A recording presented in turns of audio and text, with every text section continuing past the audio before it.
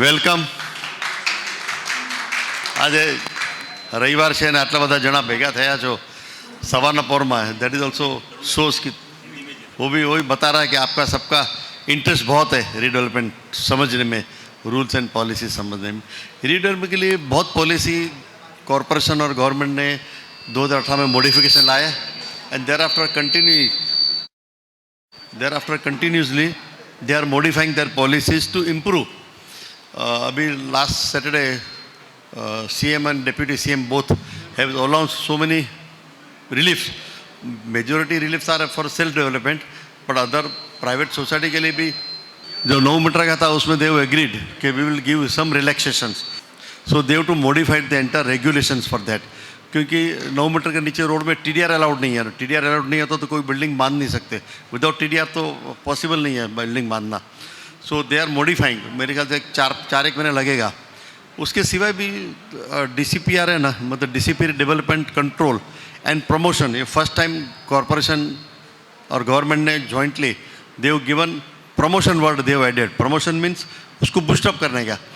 क्योंकि प्रैक्टिकली क्या है, all the building in suburbs practically are develop between 1975 and 1990.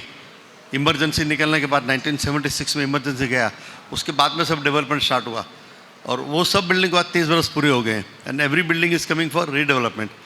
तभी का ISA जो स्टैंडर्ड था वो हिसाब से बिल्डिंग का लाइफ 30 और 50 बरस के बीच में था. अभी जो बिल्डिंग बन रही है उसकी लाइफ 50 to 80 ईयर्स है. मतलब they are still increase, the life is increase because cement का और IS कोड बहुत बदलेगा. इसमें सीमेंट और स्टील का रिक्वायरमेंट डबल कर दिया after earthquake. We are in seismic zone 3 Bombay. तो वो हिसाब से corporation also insisting so many additional items, इसलिए कॉस्ट ऑफ कंस्ट्रक्शन थोड़ा बढ़ गया. पर अभी जो कंस्ट्रक्शन हो रहा है they are very strong constructions and very good constructions quality wise. तो ऐसा चल रहा है कि lot of building will come for redevelopment. इसलिए कॉरपोरेशन ने प्रमोशन शब्द ऐड करके, इसलिए प्रमोशन शब्द ऐड किया कॉरपोरेशन ने. तो खाली डेवलपमेंट कंट्रोल नहीं रखा है, डेवलपमेंट कंट्रोल के साथ प्रमोशन ऐड किया है. प्रमोशन में बहुत रेगुलेशंस वो लोग ने ऐड किए हैं and they are giving very incentive FSI. कितने प्रपोजल वो 4 FSA में तक जाते हैं और कॉमर्शियल बिल्डिंग हुआ तो 5 FSA तक जाता है, प्लस फंजिबल अलग है उसके ऊपर. बट प्रीमियम जो BMC चार्ज करता है तो by way of premium the cost बहुत है. कम से कम 25 से 35% खाली म्यूनसिपलिटी लेके जाती है बाय वे ऑफ प्रीमियम्स. सो इसलिए बॉम्बे में जिधर भाव 25 से नीचे उधर वाइबिलिटीज बहुत कम है, वाइबिलिटीज बैठता नहीं है बिकॉज 25% तो BMC खुद लेके जाएगी, 35%. तो वो एक थोड़ा डिस्प्यूट चल रहा है. गवर्नमेंट बीच में गवर्नमेंट ने स्कीम दिया था 50% डिस्काउंट का, 2 बरस में स्कीम था. 2 बरस की में बहुत बिल्डर आ गए. कम से कम मेरे ख्याल से खाली बोरीवली में 350 बिल्डिंग अंडर कंस्ट्रक्शन आ गई है अपने एरिया में. And now all this society realise कि it is time to go for redevelopment. तो रीडेवलपमेंट को बहुत अच्छा बूस्टअप मिला है. रीडेवलपमेंट एसोसिएशन जो आपका है वो आप गवर्नमेंट को मैसेज भेजो कि जो 50% स्कीम था वो वापस लेके आवे 2 बरस के लिए, so that all the society will get benefit out of that. Normally तो सब बिल्डर पहला प्लान फुल अप्रूव करा लेते हैं, पैसा भर डालते हैं, बाद में बिल्डिंग का काम चालू करते हैं. So that way safety is there. और अभी महारेरा आने के बाद भी बहुत अच्छा मेरे ख्याल से कंट्रोल हो गया डेवलपर के ऊपर. अभी पहला तो क्या था, तलवार नहीं था, अभी तलवार आ गया. सोसाइटी एंड डेवलपर दोनों के ऊपर तलवार है. तो अभी मेरे हिसाब से तो things are going very very smooth.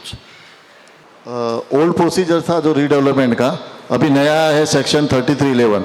So can you give the difference between both the old procedure of redevelopment and section 3311 and which is better to go for redevelopment of small building? नहीं वैसा है. 3310 is redevelopment of slum redevelopment. Slum redevelopment they realize कि जब हम redevelop करते हैं तो road है, रिजर्वेशन है, उसको उसमें जो स्ट्रक्चर है अनऑथराइज बन गया है उसको रिएकोमोड करने के लिए स्पेस नहीं था. सो दे इंट्रोड्यूस 3311. 3311 में वैकेंट लैंड होना ज़रूरी है. वैकेंट लैंड नहीं हुआ तो society will go for 3 development. तो उसमें थोड़ा वाइबिलिटी वर्कआउट करना पड़ेगा.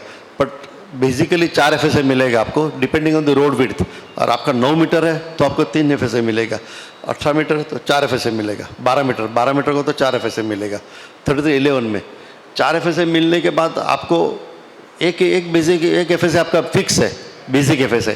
बाकी जो 3 एक्स्ट्रा देता है गवर्नमेंट, उसमें 1.5 will go to the society या owner and balance 1.5 will go to the PTC.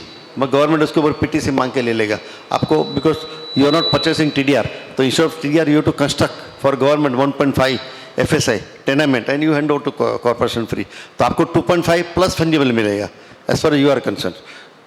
1.5 जो है पीटीसी का, that first we have to, developer have to develop and then he can redevelop the building? नहीं, पहला आपको एक FSI मिलेगा, एक FSI आपका हो गया, उसमें आप सेटअप हो जाओ। जब पीटी आपको एक्स्ट्रा FSI कब मिलेगा? जब आप गवर्नमेंट का बिल्डिंग बांधने काम चालू करेंगे।